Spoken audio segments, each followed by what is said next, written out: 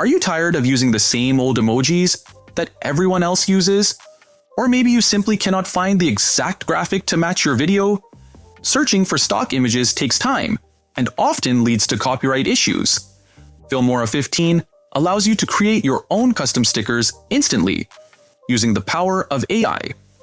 First, open Filmora and navigate to the Stickers tab at the top of the screen. Look at the sidebar on the left. Click on the feature labeled AI Sticker. You will see a text box waiting for your ideas. Type a detailed description of what you want. For example, type a cute cat wearing sunglasses. Next, look at the style options below the text box.